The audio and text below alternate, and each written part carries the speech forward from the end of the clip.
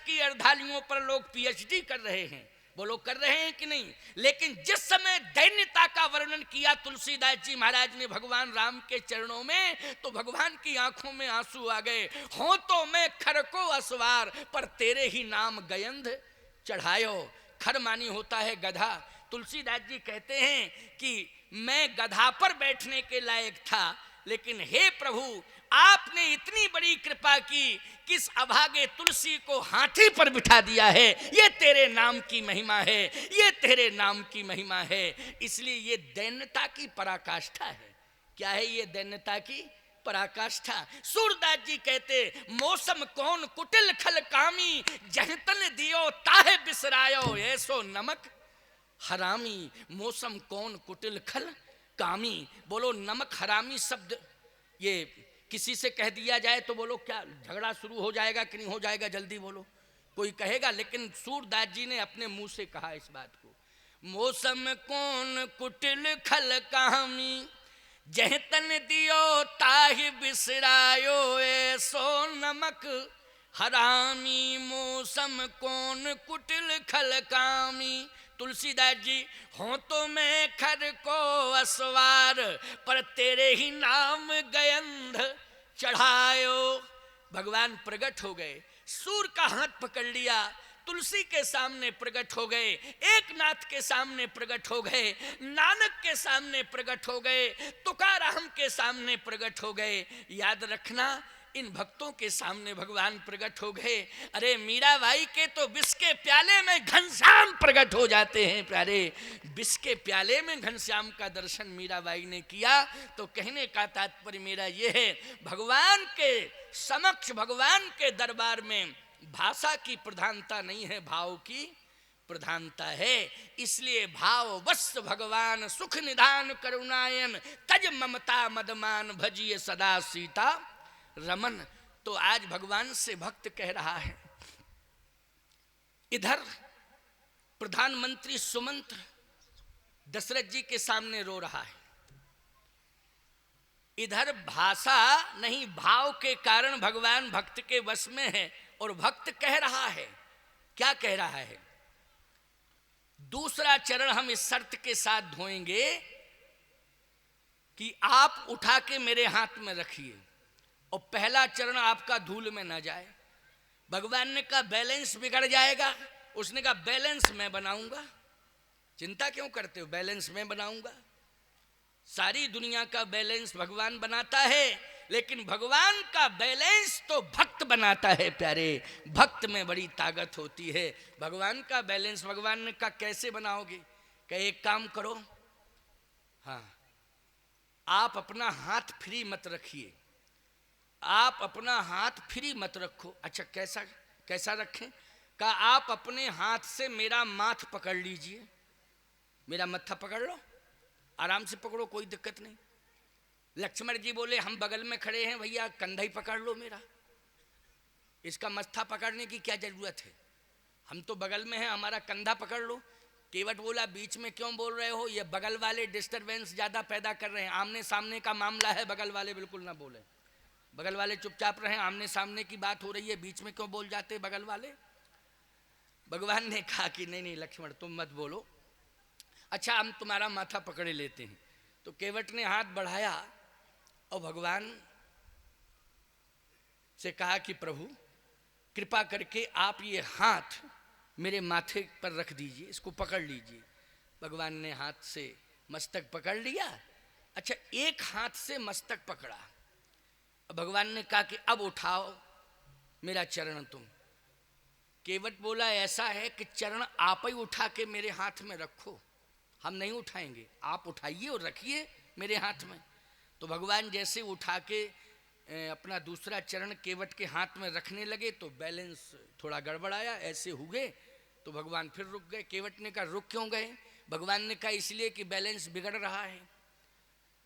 तो केवट ने कहा बैलेंस इसलिए बिगड़ रहा है कि दूसरा हाथ फ्री किए हो, इस हाथ को क्यों फ्री किए हो, आखिर कारण क्या है, ये हाथ किसके लिए है?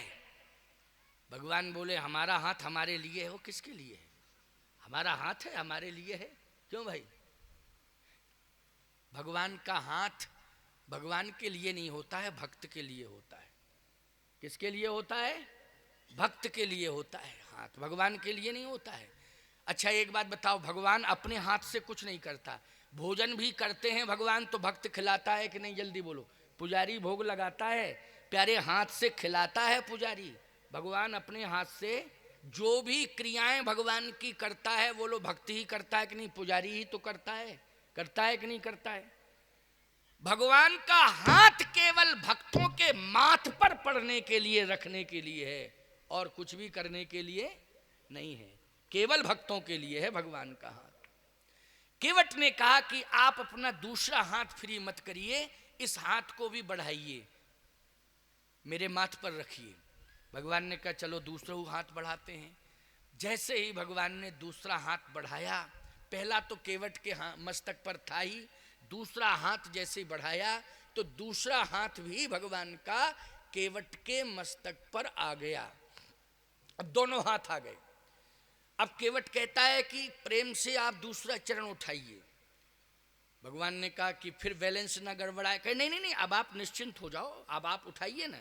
और जैसे भगवान ने दूसरा चरण उठाया और केवट के हाथ पर रखा तो दृश्य क्या था? दृश्य ये था कि दोनों चरण भगवान के केवट के हाथ में थे और दोनों हाथ भगवान के केवट के माथ पर थे। तो दोनों चरण केवट के हाथ में परमात्मा के और दोनों हाथ केवट के माथ पर। इसका मतलब यह है अखिल ब्रह्मांड नायक परात्पर परब्रह्म, पूरा ब्रह्मांड उसके हाथ में है और ब्रह्मांड के सहित वो है परमात्मा, आज भक्त केवट के हाथ में है। बोलिए भक्त वत्सल भगवान की।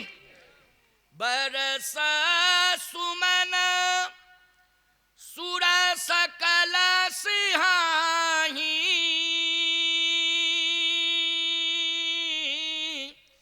यही सम पुण्य पुंज को नाही।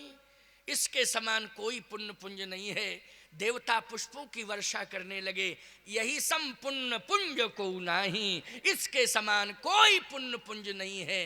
पुष्पों की वर्षा हो रही है। याद रखना, देवता बहुत कम प्रशंसा करते हैं किसी की, करते हैं क्या? ज्यादा नहीं करते, बहुत कम, कभी कभी।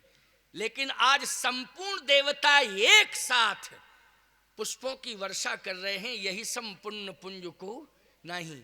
एक बात बताएं, भाषा पर एक छत्र अधिकार है देवताओं का, इसलिए उसको देववाणी कहा जाता है।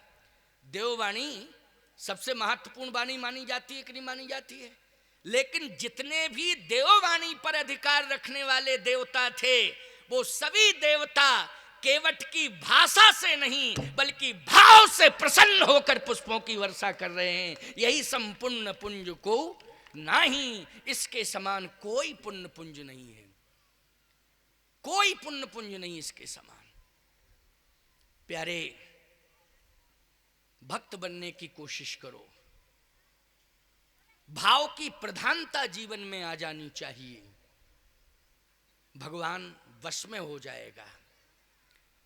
भगवान ने कहा केवट अब तो तुम प्रसन्न हो।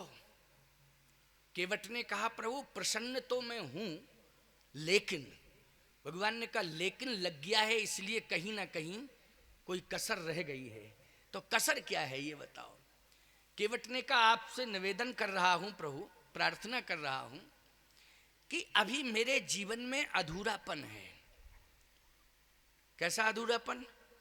जब मुझे प्राप्त कर लिया तुमने और मेरा पूरा संपूर्ण शरीर ही तुम्हारे हाथों में आ गया, अब अधूरापन किस बात का है?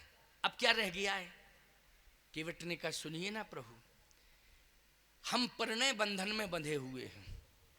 देखो गृहस्थी साधारण नहीं होता है। पति पत्नी, पति की दृष्टि में पत्नी का कितना महत्व होता है और पत्नी की दृष्टि में पति का कितना महत्व होना चाहिए, रामायण की कथा से शिक्षा लो। परिणय बंधन में बंधा हुआ है एक भक्त, लेकिन याद रखना मंडप के नीचे किसी का हाथ पकड़ा है उसने, देवताओं को साक्षी करके उसने स्वीकार किया है। गृहिणी को आज उसकी याद आ रही है, उसकी याद आ रही है उसे। वो कहता है प्रभु मेरा जीवन